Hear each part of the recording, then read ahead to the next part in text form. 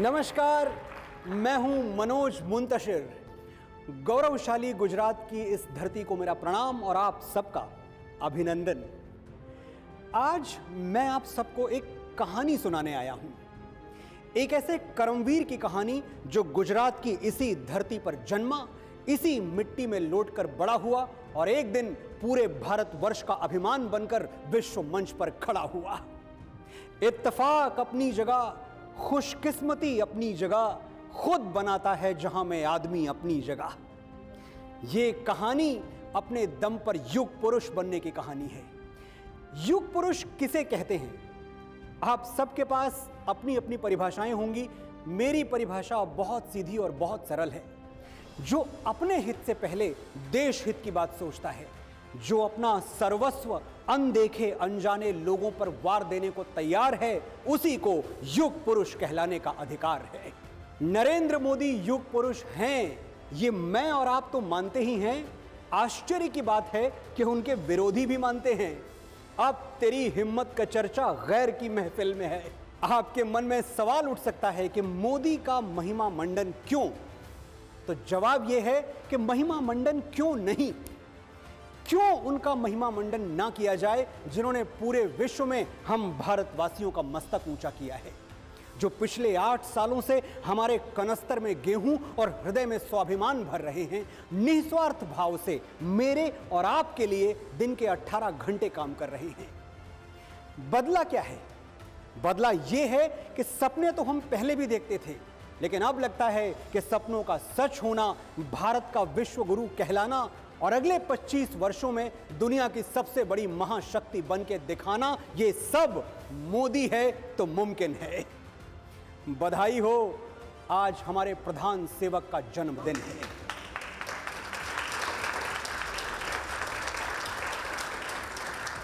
नरेंद्र मोदी राष्ट्र नायक हैं, लेकिन किसी भी नायक की कथा तब तक अधूरी है जब तक हम उस कहानी के बड़े किरदारों से नहीं मिलते। आज मैं आपको मिलाऊंगा उन लोगों से जिन्होंने सड़क से संसद तक मोदी जी की यात्रा देखी है, उन्हें एक कार्यकर्ता से प्रधानमंत्री बनते हुए देखा है। वो लोग जो राजनेता मोदी से बहुत पहले बालक नरेंद्र को जानते थे, जिन्होंने मोदी का बचपन देखा, लड़कपन देखा, उनको संघर्षों से जूझते और जीतते देखा। आज TV9 भारतवर्ष पर मैं मनोज मुंतशिर आपके लिए लेकर आया हूं नरेंद्र मोदी पर बना हुआ टेलीविजन इतिहास का सबसे बड़ा शो, नमो नामा।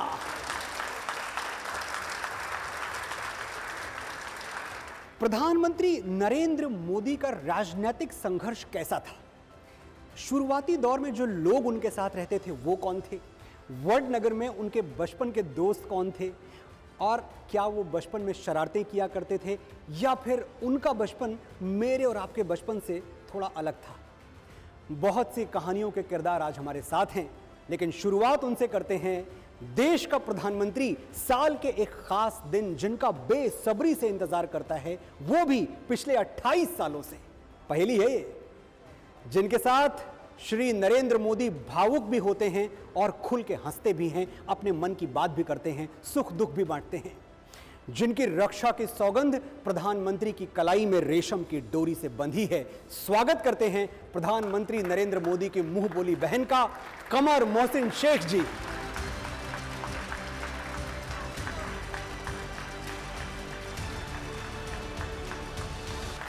नमस्ते कमर जी। नमस्ते। नमस्ते भैया, कैसे हैं आप? मैं बहुत अच्छा हूं। और सबसे पहले ये बात हम आगे बढ़ाएं, इससे पहले मैं एक हक चाहता हूं आपसे कि मुझे आप दीदी कहने की इजाज़त दे दें। पूरी इजाज़त है।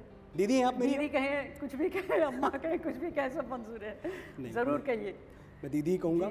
बहुत बहुत अच्छा लग रहा है आपको देख के। मुझे भी। अगर मैं एक छोटी सी बात अपने बारे में कहूँ जी दीदी, तो आपको पता होगा कि मैं कराची से थी।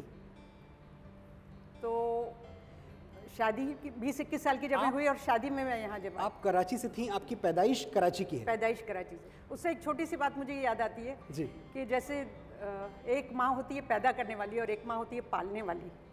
मुझे ऐसा महसूस होता है कि पैदा करने वाली माँ जो है वो पाकिस्तान था और मुझे परवान चढ़ाने वाली जो माँ है वो हिंदुस्तान है। क्या बात है, तालियां हर वक्त, तालियां।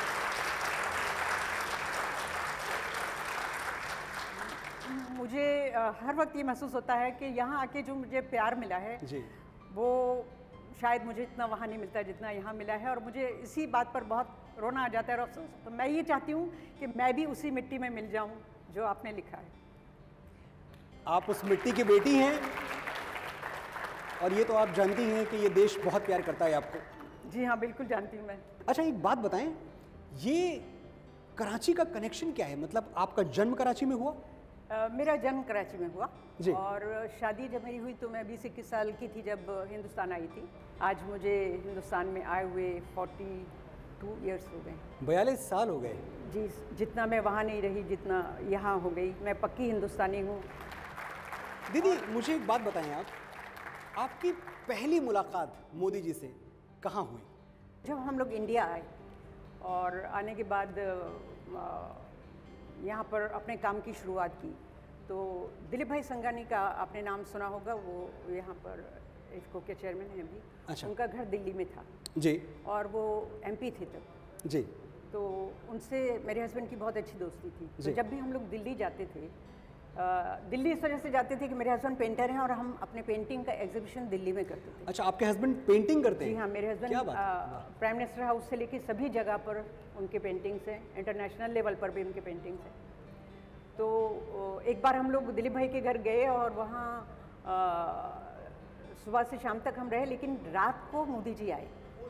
दिलीप भाई के घर में आए? जी हाँ, वो वहीं ठहरते थे वो। हम अच्छा। तो उस दिन गए थे तो दिलीप भाई ने कहा कि आप यहाँ रुक सकते हैं, मेरे यहाँ जगह है। ये कौन से साल की बात होगी? वो एमपी थे उस साल, तकरीबन 30 साल तो होंगे, 25 से 30 साल। बहुत पुरानी 30 बात साल, है। हाँ जी। वाह। इतने जी। और उस वक्त नरेंद्र भाई कार्यकर्ता थे। जी। लेकिन आपको मैं ये बताना चाहती हूँ कि मैं उस दौरान इतने सारे लोगों को मिली थी। जी। लेकिन जब दिलीप भाई ने मिलवाया मोदी जी से, जी। उस वक्त उन्होंने उनके सामने देखना, उनकी आंखों में देखना भी यानी बहुत बड़ी बात है। ऐसा लगता है कि कुछ खास शख्सियत के मालिक हैं। ये तब की बात कर रही हैं आप? जी, मैं तब की बात कर रही हूँ। ना उनका बहुत नाम था, ना शोहरत थी, जी ना हाँ, लोग जानते थे। जब वो आरएसएस के कार्यकर्ता थे उस वक्त। तो जैसे ही उन्होंने बताया कि ये मोदी जी हैं और ऐसे उनके बारे में जो तो बताया। कैसे मिलाया, क्या बोल के बुलाया मिलाया? ये नरेंद्र मोदी जी हैं, ये मोदी जी हैं? उस वक्त तो इतना ज़्यादा मतलब कोई उनका ओहदा ऐसा नहीं था। शायद वो महामंत्री होंगे शायद, मेरे ख्याल से शायद उस वक्त। अच्छा। तब की बात है, मुझे ये याद पड़ता है। तो उस वक्त उन्होंने जब मिलाया तो उन्होंने ऐसे सामने देख के बोला, दिलीप भाई ने बोला कि मोहसिन शेख हैं और ये इनकी वाइफ है कमल जी। तो उन्होंने उस वक्त देखकर कहा, कैसी है बहन? पहली बार उन्होंने जब कहा, मेरा कोई भाई बहन नहीं है, मेरे फादर नहीं थे, मेरी सिर्फ मम्मी और मैं थे।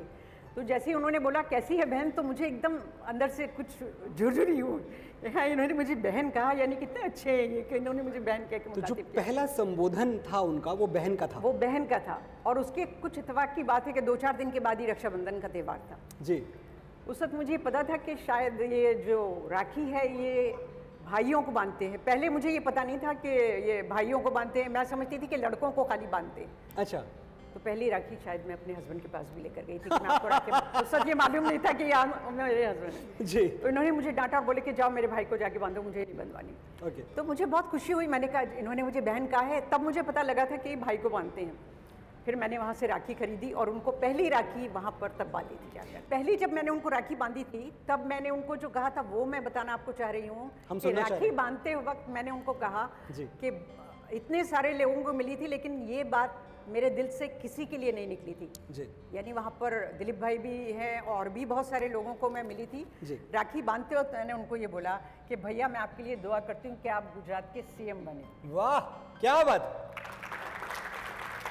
तो वो बहुत जोर से हंसे और बोले क्या मुझे बद्दुआ दे रही है? बोले मेरा जो ये काम है ये ठीक है। मुझे एक बात बताएं आप जी। आपने उनको ये दुआ दी कि आप गुजरात के सीएम बन जाएं और वो बन भी गए।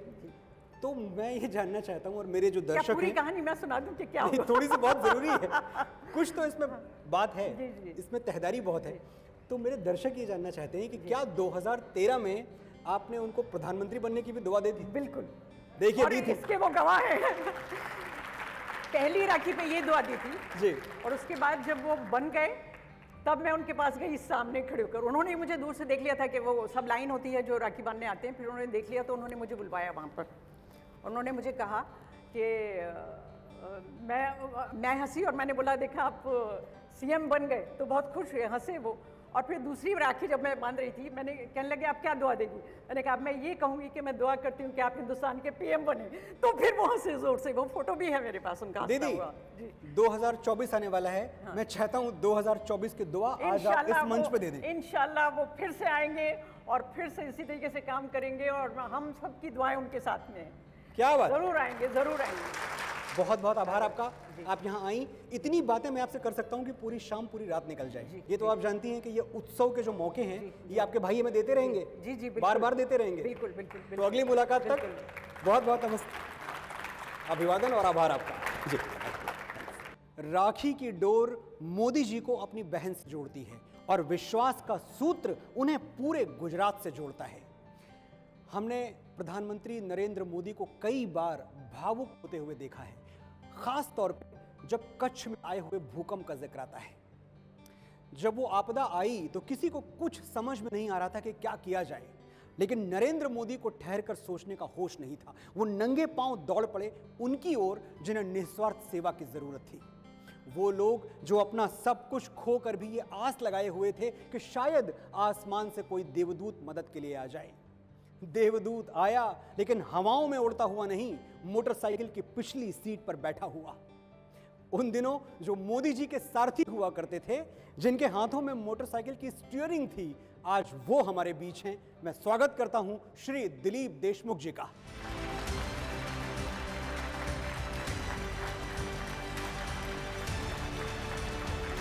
आइए सर, बहुत बहुत स्वागत आपका।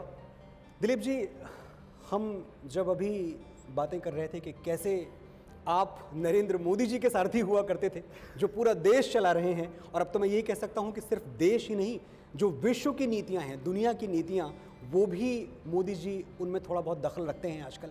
बड़ी बात है हमारे पूरे देश के लिए। आपकी पहली मुलाकात कब और कहाँ हुई थी? 1987 में, 1987 में जी। मैं यहाँ संघ का प्रचारक बनकर आया गुजरात में जी। तब मेरी उनकी मुलाकात सूरत में पहली बार हुई थी। सूरत में? जी जी, मैं सूरत में प्रचारक था। अच्छा। और तब नरेंद्र भाई यहाँ प्रदेश के संगठन मंत्री थे बीजेपी के। जी। तो पहली मुलाकात मेरी वहाँ हुई थी, संघ के कार्यालय में। तो कोई दृश्य याद है, कैसे मिल गए, क्या कर रहे थे? बिल्कुल, यानी वो उन्होंने मुझे एकदम, उनको पता था मेरा नाम वगैरह जी।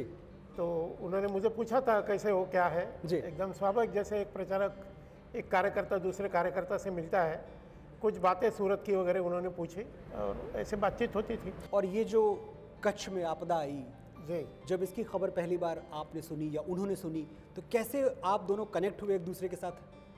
जब ये आपदा आई 26 जनवरी 2001 को, तो उस समय मैं तो कच्छ में ही था। जी। मैं संघ का कच्छ का विभाग प्रचारक था। जी।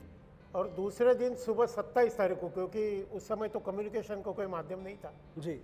26 तारीख को सारे टेलीफोन वगैरह बंद हो गए थे, बिजली चली गई थी। हाँ हाँ। 27 तारीख सुबह नरेंद्र भाई वहाँ पहुँच गए थे। जी।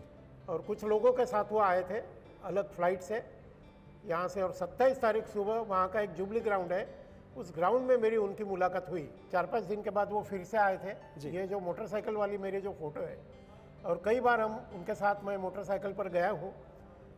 वो कार लेकर आए थे अहमदाबाद से वहाँ, और उन्होंने कहा कि हमको मोटरसाइकिल में पूरे शहर में घूमना है। ये तस्वीर देखिए आप, ये तस्वीर। जी हाँ, यही तस्वीर है। क्योंकि ये जो पीछे आपको दिख रहा है जी, वो सारा मलबा पड़ा है जी। और केवल तस्वीर तो मोटरसाइकिल पे ली गई, लेकिन कई जगह ऐसी थी जहां हम नीचे उतरना पड़ा। जी। गलियों में भी नरेंद्र भाई गए थे, क्योंकि कई बिल्डिंग ऐसे गिर गई थी जहां कोई रहता नहीं था। कोई एक आध जगह ऐसी भी थी कि जहां मलबे के नीचे कोई दबा हुआ था, बाकी सब हमारे स्वयंसेवक काम कर रहे थे।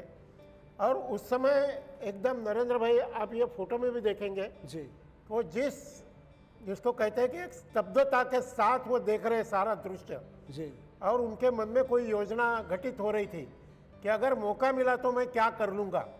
तो ये उनके चेहरे पर आपको दिखाई देगा। और 10 महीने बाद जब नरेंद्र भाई मुख्यमंत्री इस नाते से आए जी, और कच्छ का पुनर्वसन आज हम देखते हैं, तो ये उनके नज़र में आपको पुनर्वसन दिखाई देगा। तो मुझे तो बार बार जब ये फोटो में देखता हूँ, लोग तो ये सोचते हैं कि नरेंद्र भाई मेरे साथ बैठे हैं, मैं ये सोच रहा हूँ कि वो क्या सोच रहे थे। और कुछ बातें उन्होंने मुझे उस दिन रात को की थी, वो मुझे आज याद है, क्योंकि उन्होंने पूछा कि आप क्या योजना बनाने वाले हो। मैं विभाग प्रचारक था, तो हमारी एक बैठक हो चुकी, तो मैंने उनको कुछ बातें बताई। तो नगर रचना भुज की कैसे होनी चाहिए, गाँवों का पुनर्वसन कैसे होना चाहिए, ये कुछ बातें उन्होंने कही थी।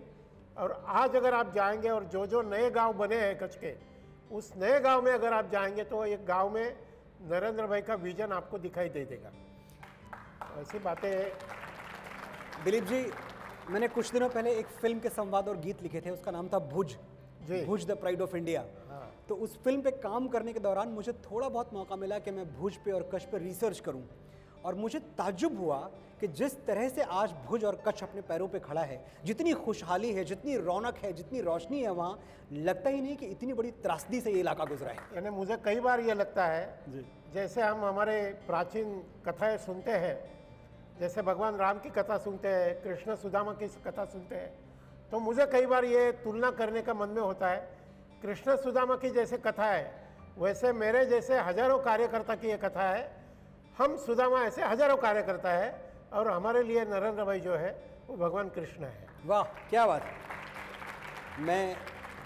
मुझे पूरा विश्वास है कि भगवान कृष्ण का जो उनका दिखाया हुआ रास्ता है उस पर आप भी चलते रहेंगे, मेरा देश भी चलता रहेगा, और आदरणीय मोदी जी भी चलते रहेंगे। बहुत बहुत आभार। आपने बुलाया, आपका भी धन्यवाद। बहुत धन्यवाद। धन्यवाद। आज नरेंद्र मोदी जी हमें बुलेट ट्रेन देने के लिए कमर कसे हुए हैं, लेकिन अपने शुरुआती दिनों का एक बहुत बड़ा हिस्सा उन्होंने मोटरसाइकिल और स्कूटर की बैक सीट पर गुजारा है। गांव गांव, गली गली, कभी संगठन के काम से तो कभी चुनाव प्रचार के लिए मोदी जी लगातार 2 व्हीलर यात्राएं करते रहे।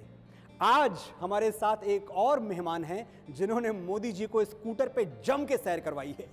राजनीति में नरेंद्र मोदी के शुरुआती दिनों के मित्र किशोर मकवाना जी।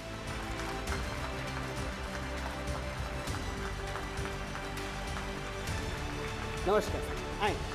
कैसे हैं किशोर जी? बहुत बहुत आपका स्वागत टीवी 9 भारतवर्ष पर। यहाँ जो भी मेहमान आ रहे हैं, मैं उनसे बार बार एक ही सवाल पूछ रहा हूँ। मैं जानता हूँ सवाल रिपीटेटिव है, लेकिन उस सवाल में इतना मजा है कि पूछे बिना मैं रह नहीं पाता। तो सवाल आपसे भी वही है कि पहली बार किशोर मकवाना जी की मुलाकात नरेंद्र मोदी जी से कहाँ और कैसे हुई? यहाँ अहमदाबाद से 40 किलोमीटर दूर धौलका एक छोटा सा नगर है। धौलका जी, धौलका तालुका है, सेंटर मुख्यतः। तो वहाँ पर मैं 12वीं कक्षा में पढ़ता था उस समय, और नरेंद्र भाई हमारे विभाग प्रचारक थे। अच्छा। संघ में 3 जिलों को मिलाकर एक विभाग बनता है, उसके वो विभाग प्रचारक थे संघ के। अच्छा। तो इस नाते वो वहाँ पर उनका प्रवास वगैरह रहता था। महीने में शायद 2-3 बार आते थे वो। एसटी जो स्टेट ट्रांसपोर्ट की बस है उसमें बैठ के वो वहाँ पर आते थे उस समय। अच्छा। ओ हाँ, नरेंद्र भाई तो वहाँ पर आते थे। तो उस समय मैं नया नया संघ की शाखा में जाता था, तो किसी ने कहा कि आज नरेंद्र भाई हमारे जो प्रचारक हैं उनका बौद्धिक है मकर संक्रांति उत्सव का। ओ, तो पहली बार मैंने उनका मकर संक्रांति उत्सव पर उनका बौद्धिक सुना। तो ये बौद्धिक जो आपने बात की, मैं अपने दर्शकों को बता दूं कि बौद्धिक का मतलब आपने उनका भाषण सुना, प्रवचन सुना। हाँ। जी जी। बड़ी आत्मीयता से उन्होंने हमारा परिचय पूछा, क्या है, क्या पढ़ते हो, पहला परिचय वो था। बस उसी समय से हम उनके एकदम आत्मीय बन गए। हमारे वहाँ एक भिखा भाई थे जी, भिखा भाई चौहान जी, उनका एक स्कूटर था। अच्छा। तो नरेंद्र भाई अच्छा स्कूटर चलाते थे, तो उनके स्कूटर पे उनको जहाँ जहाँ जाना था संपर्क में, तो हम उनके पीछे बैठ जाते और जाते। तो इस प्रकार धौलका में कई बार उनके स्कूटर पे बैठ के हमने बहुत संपर्क वगैरह किया है। तो बात में तो काफ़ी हमारा मिलना जुलना होता रहा जी। कुछ बदला नहीं? कुछ नहीं बदला, आज भी नहीं बदला। मतलब जो संघ की व्यवस्था है, उसका इकोसिस्टम है, वो कुछ और है, पार्टी का इकोसिस्टम कुछ और है, लेकिन मोदी जी में कोई परिवर्तन नहीं कोई नहीं आया आज तक। आपको लगता है कुछ नहीं बदला? कुछ नहीं। अभी मैं जब पहली बार प्रधानमंत्री बने, उसके बाद मैं मिलने के लिए गया जी, तो बस उनका वही लहका, वही आगता स्वागता, बस मैं तो वही हूँ। सिर्फ जगह बदली है, भाव, मन, हृदय, अंतर्मन कुछ नहीं बदला। एक बात आप मुझे बताएं, आपने मोदी जी के वो दिन देखे हैं जब वो एक कमरे के घर में रहा करते थे, जब शायद वो अपना झाड़ू पोछा भी खुद ही किया करते थे, अपना खाना भी खुद ही बनाते थे, और अपने बर्तन भी खुद ही धुलते थे। उन दिनों की कोई याद है आपके मन में? एक मुझे याद है, जैसे मैं धोलका जो नगर है वहाँ पर हमारा संघ कार्यालय था। हाँ। अब संघ कार्यालय इतना छोटा था, हमारा जी। रसोई घर भी आज तो थोड़ा बड़ा होता है, इतना छोटा सा संघ कार्यालय था। तो रात को जब सोने के लिए बिस्तर बिछा के सोते थे तो नरेंद्र भाई के जो पैर थे वो सामने वाली दीवार से छू जाते थे। तो इतना छोटा था तो सोने में मज़ा नहीं आता था। तो वो कई बार कहते थे कि चलो ऊपर छत पे चले जाते हैं। तो वो छत जो थी ना वो टीन की थी जी। तो जब सुबह में उठते तो बताते पीठ पे वो डिज़ाइन वो होता है ना, हाँ, टीन उसके की जो कर्व है वो डिज़ाइन उनके पीठ पे अंकित हो जाती। तो ऐसे दिन भी थे। आज देखिए कि जैसे खुद कभी टीन की छत पे सोना पड़ता था, आज वो हजारों लाखों करोड़ों लोगों को उनके सर पे छत दे रहा है। हाँ। मैं चाहता हूं एक बार मोदी जी के सम्मान में तालियां बजा दी जाए। दूसरा, उनका अंतर्मन कितना भावुक रहता है जी। मेरी बेटी आज तो वो जर्मनी है, अच्छा, मगर वो 4 साल की थी जी। अरे 4 महीने की थी, सिर्फ 4 महीने की। हाँ जी। और उस समय तो नरेंद्र भाई यहाँ अहमदाबाद में संघ कार्यालय ये में- बेटी है आपकी जिनकी तस्वीर हमने अभी देखी? हाँ, इसके पहले चली गई। कोई बात नहीं। हाँ वो आज जर्मनी में है। अच्छा। हाँ तो 4 महीने की थी और हम संघ कार्यालय गए थे अहमदाबाद में। जी। तो हम जरा जल्दी में गए थे ताकि कार्यक्रम से पहले हम आधा घंटे पहले चले गए थे। जी। तो नरेंद्र भाई का एक छोटा सा कमरा था, उसमें गए हम, मैं, मेरी पत्नी और अर्चना। जी। तो अभी हम बैठे ही थे कि अर्चना ने रोना शुरू कर दिया। अच्छा। जोर जोर से रोने लगी। तो देखो नरेंद्र भाई का तुरंत वो पहचान गए कि वो क्यों रो रही है। वो तुरंत खड़े हुए और पता नहीं, हमें लगा कहाँ गए। वो संघ कार्यालय का रसोई घर था, उसमें गए वो। शायद दूध नहीं था, उन्होंने दूध की व्यवस्था की और दूध गर्म करके ठंडा करके लेकर आए और कहा कि उनको पिलाइए। और जैसे ही दूध पिया अर्चना ने शांत हो गई। वाह। तो अभी वो जर्मनी जाने से पहले वो उनको मिलने के लिए गई थी। जी। तो मेरी बेटी ने सहज कहा कि काका आपने मुझे 4 महीने की थी तब दूध पिलाया था। तो नरेंद्र भाई की जो चेहरा था, आंखें थी, एकदम भावुक हो गए कि, और वो इतना ही बोले कि पता नहीं दिन कहाँ चले गए, कितनी जल्दी। तो इतने वो भावुक भी हैं, इतने वो ध्यान भी रखते हैं अपने जहाँ जहाँ उनके आत्मीय संबंध होते हैं। बहुत बहुत आभार आपका किशोर जी, आपसे बात करके बड़ा मजा आया। धन्यवाद। फिर मुलाकात होगी जी। आइए।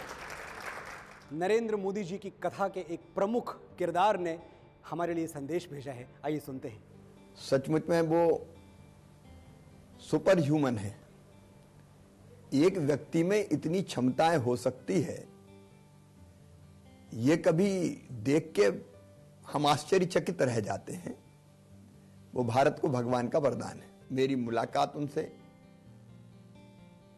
अंतरंग मुलाकात हुई तब जब डॉक्टर आदरणीय मुरली मनोहर जोशी जी ने एकता यात्रा निकाली थी, जिसके वो प्रभारी थे और अपनी पूरी टीम के साथ एकता यात्रा को सफल बनाने में जुटे हुए थे। उस समय एकता यात्रा से नौजवानों को जोड़ने के लिए केसरिया वाहिनी बनाई गई थी, जिसका मैं संयोजक था। पूरी टीम कन्याकुमारी से लेकर कश्मीर के श्रीनगर के लाल चौक तक की यात्रा की सफलता के लिए मोदी जी के नेतृत्व में जुटी हुई थी। लेकिन जब वो दिन आया कि जिस दिन श्रीनगर के लाल चौक पर राष्ट्रध्वज फहराना था, सुरक्षा के कारणों से तत्कालीन केंद्र सरकार ने यह फैसला किया कि सड़क मार्ग से यात्रा नहीं जाएगी, कुछ लोगों को डॉक्टर जोशी जी के साथ हवाई मार्ग से ले जाया जाएगा। अब जब बाकी लोग रोक दिए गए तो उसमें वो टीम भी थी जो मोदी जी के साथ दिन और रात यात्रा को सफल बनाने में जुटी हुई थी। आदरणीय मोदी जी श्रद्धेय जोशी जी के साथ श्रीनगर के लाल चौक पर गए, लेकिन बाकी लोग नहीं जा पाए। और जब लौट के तिरंगा झंडा फहरा के जम्मू आए तो बोलते बोलते आदरणीय मोदी जी का गला रुंध गया, आंखों से आंसू की धारा प्रवाहित होने लगी और उन्होंने कहा कि मेरे वो साथी जो दिन और रात यात्रा को सफल बनाने में लगे रहे, रात भर यहाँ बैठ कर रोते रहे, और उनका कष्ट रोते इसलिए रहे कि वो तिरंगा झंडा फहराने के साक्षी नहीं बने, और उनका कष्ट बयान करते करते मोदी जी स्वयं रो पड़े। तब ये लगा कि कई बार ऊपर से कठोर दिखने वाले मोदी जी कितने नरम दिल हैं, कितने संवेदनशील व्यक्ति हैं। नरेंद्र मोदी शुरू से निडर थे, इसमें कोई शक नहीं है, लेकिन अगर मैं कहूं कि कोई ऐसा था जिससे मोदी जी डरते थे, आप मानेंगे? ये कुर्सी उन्हीं के लिए लगवाई हुई है जिनसे हमारे प्रधानमंत्री जी डरा करते थे। स्वागत करिए नरेंद्र मोदी के स्कूल टीचर श्री प्रहलाद पटेल जी का।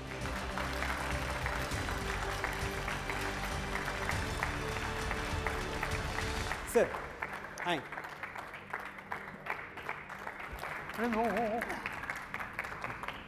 बैठे। सर मैं आपको सर कहूंगा। आप इस देश की सबसे बड़ी शख्सियत के अध्यापक रहे हैं, तो हम सब भी आपको अध्यापक के तौर पे ही देखते हैं।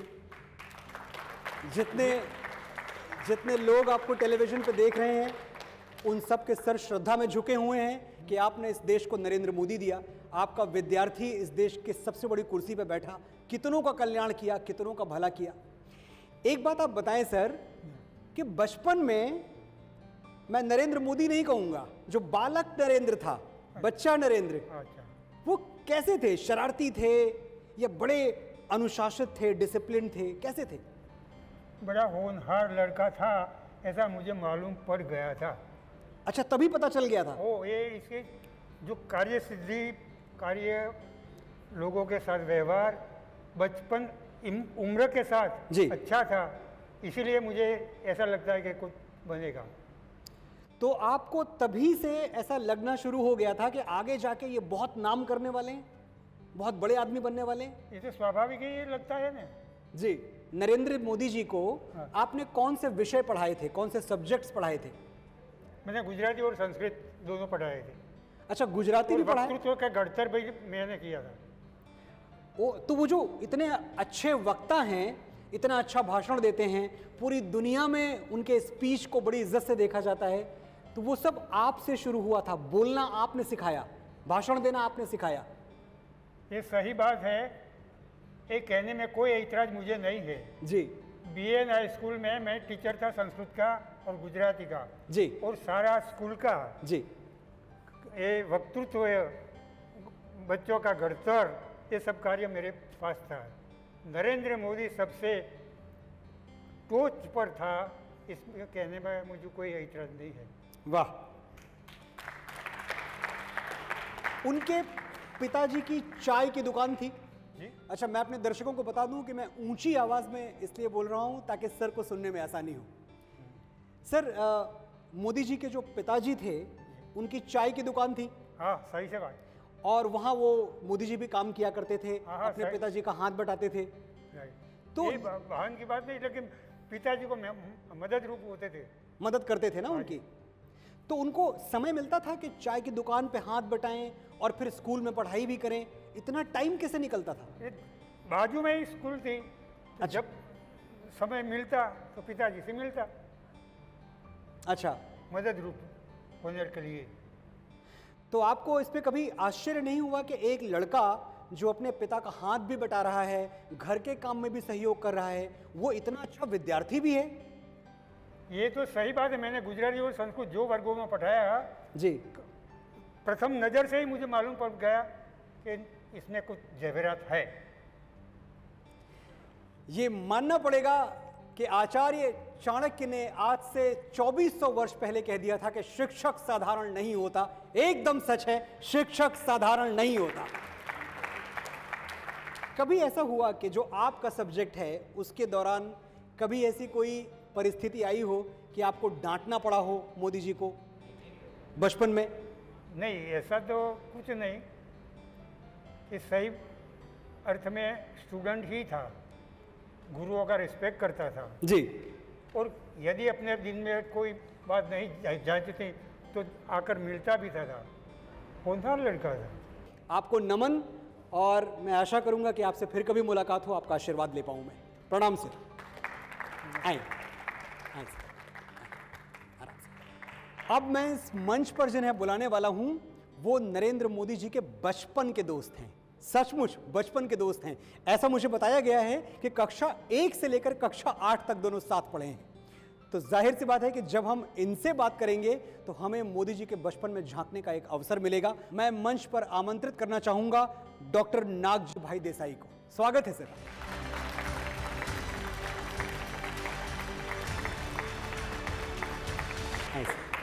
नमस्कार सर। नमस्कार नमस्कार डॉक्टर नागजी भाई, बहुत बहुत स्वागत आपका हमारे इस मंच पे।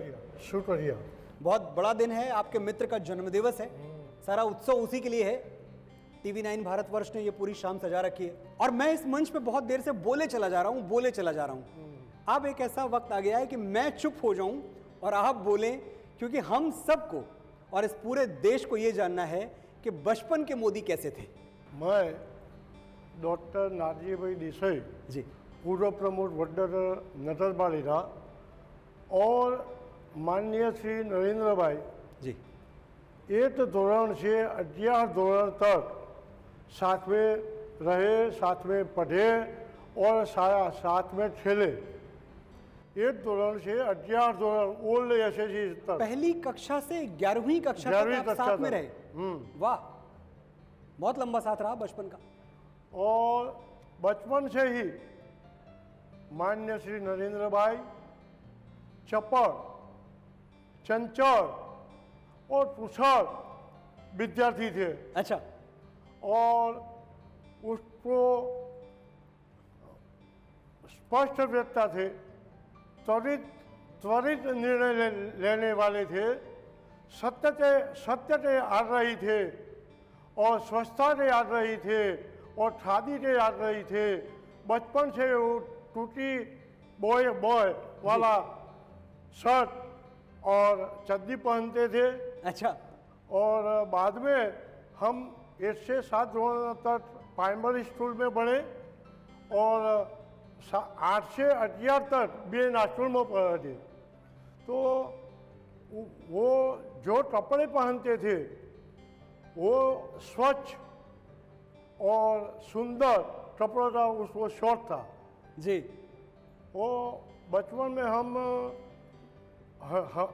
हम जहाँ पढ़ते थे बीएन स्कूल में, इसके पीछे रेलवे स्टेशन पर नरेंद्र भाई की चाची तितली थी। तो जब हम रिसेस में चाची तितली पे जाते थे और मैं और नरेंद्र भाई साथ में रेलवे के पैसेंजरों को चाय बेचते थे। हाँ, तो आप ये कह रहे हैं सर कि आपने नरेंद्र मोदी जी के साथ बचपन में चाय बेची है? हाँ, बेची है। क्या बात है, ये सूचना नरेंद्र भाई के साथ में। वाह, नरेंद्र भाई ने मैंने साथ में ही चाय बेची है। और तितली पर हम जब समय हमको मिलता तो हम और नरेंद्र भाई दोनों रेलवे स्टेशन पे चाची होटल में जाते हैं, खुद चाय बेचते हैं और खुद मुसाफर जो रेलवे के आते, तारण हिल से अहमदाबाद रेलवे से थी, तो वो रेलवे पर हम खुद चाय भेजने वाले हम और नरेंद्र भाई थे।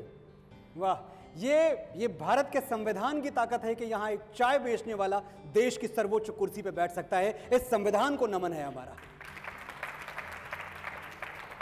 सर, हमने ये सुना है कि जब स्कूल में जब आप साथ थे तो पढ़ाई के दौरान जब उनको थोड़ी छुट्टी मिलती, उनको थोड़ा समय मिलता, तो वो चाय की टपरी पे जाके अपने पिताजी की मदद करते थे, उनका हाथ बटाते थे। पिताजी के मदद के लिए हम जाते, हम भी साथ में आप भी जाते थे साथ में? और पिताजी की मदद के लिए हम जाते। नरेंद्र भाई का कुटुंब जी एक साधारण मध्यम कुटुंब था। जी बिल्कुल। चाची चाय बेचते, चाची होटल चलाते, भोजन इसके पिताजी चलाते थे। वो दादा दामोदर दास जी बहुत सी मेहनत करके उसको पढ़ाए थे। 11 धोरण तक वो बहुत होशियार विद्यार्थी थे जी, कुशल थे, चपड़ थे। और नरेंद्र भाई एकदम निडर आदमी थे जी। हमारे शहर में समिष्टा तालाब है। अच्छा, हाँ। समिष्टा तालाब में वो तैरने का शौक था, नरेंद्र भाई को तैरने का शौक था। तालाब में तैरने का शौक था। हाँ, तालाब में तैरने का शौक था, तो वो तालाब में तैरते थे और उसके पास एक मदर का बच्चा आया जी। वो मदर का बच्चा को लेकर नरेंद्र भाई उन्हें घर पे गया, तो हीराबा ने किया, आज नरेंद्र तूने आज क्या किया? वो मदर के बच्चे को इधर ले के आया, मगर के बच्चे को तालाब से निकाल के ले आए पोताने घर पे। ये आपके सामने की घटना है, आपने देखा अपनी आंखों से? हाँ, सामने की घटना है। और हीराबा ने बोला कि नरेंद्र भाई तुमने डर लगा नहीं? वो मदर के बच्चे को आप लेकर इधर आए, आप उसको छोड़ के आओ समिष्टा तालाब में जी। तो हम और नरेंद्र भाई वो मदर के बच्चे को तालाब में छोड़ के आए। उसका वो एकदम हिम्मत था और निडर आदमी था। बचपन में विद्यार्थी तरीके इसकी निडरता की वो निशानी है। उस समय तो जब सबने उनको बोला कि इस मगरमच्छ के बच्चे को छोड़ाओ तालाब में, तो छोड़ आए, लेकिन उसके बाद जो इस देश को निगलने वाले मगरमच्छ थे, नरेंद्र मोदी ने एक को भी नहीं छोड़ा। तालियां बजाओ यार। मैं और नरेंद्र भाई जी BN हॉस्टल में पढ़ते थे। अच्छा, 8वां दौर में। जी जी जी। और स्कूल तरफ से जी भरथुआरी राजा का नाटक बजाने वाले थे जी। तो वो आचार्य ने बोला कि नरेंद्र भाई को भरथुआरी का पात्र दो। भर्तहरि का? ओ, भरथुआरी का पात्र दो, मुनि भर्तहरि। हाँ, तो नरेंद्र भाई ने भर्तृहरि का पात्र लिया और ऐसा नाटक बजवाया जैसे भर्तृहरि ने संसार का त्याग किया, ऐसा ही त्याग नरेंद्र मोदी ने किया। भर्तृहरि का पात्र इसलिए पसंद किया, वो अभी भी राजा है, देश का राजा है। भर्तृहरि जैसा बिन सन्यासी आदमी है और उससे संसार का त्याग कर दिया। क्या बात है, क्या बात है। नागजी भाई बहुत बहुत शुक्रिया, बहुत आभार आपका यहाँ आने के लिए। और मैं ये प्रार्थना करूँगा कि आपकी मित्रता ऐसे ही सलामत रहे, आपकी दोस्ती बनी रहे, और हम फिर कभी अगर अवसर हुआ तो आपसे मुलाकात होगी। शुक्रिया। प्रणाम sir. Thank you sir.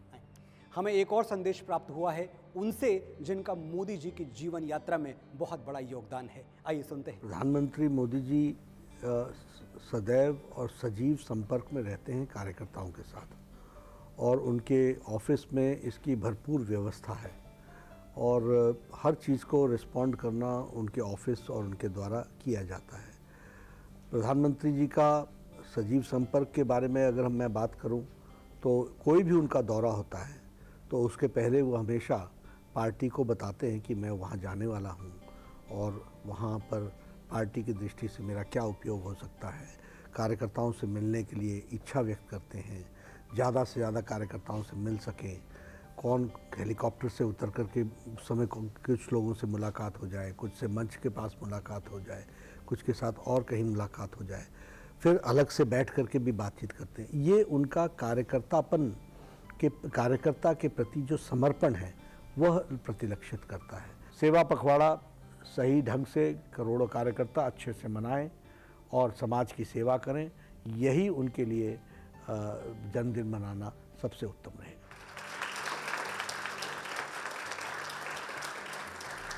Emergency से मोदी जी का एक गहरा रिश्ता है। नरेंद्र मोदी का नाम तो आज खैर पूरी दुनिया जानती है, लेकिन उनका एक नाम और भी है जिसे बहुत बहुत ही कम लोग जानते हैं, बटुक भाई।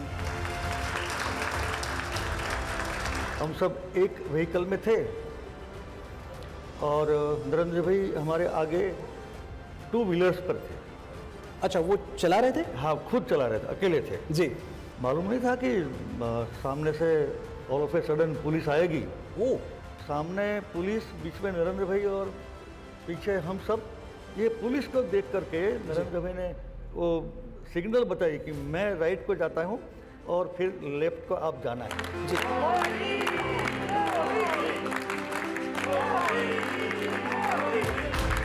रोज आते थे नरेंद्र भाई एक बाइक लेकर, और वहाँ नीचे एक आइसक्रीम की दुकान थी, और उन दिनों में एक बड़ा अच्छा आइसक्रीम मिलता था, पाइनएप्पल पंच। पाइनएप्पल पंच? यस। अच्छा। आज नहीं मिलता। अच्छा। आज नहीं मिलता है। आइसक्रीम के साथ हम राष्ट्र की चर्चा करते हैं। वाह, क्या बात। Either he has gift of God or he is a gift of God. वाह। जो एक हाथ से कर्म करता है उसके दूसरे हाथ में विजय अवश्य होती है। यही है श्री नरेंद्र मोदी के जीवन और उनकी यात्रा का सारांश।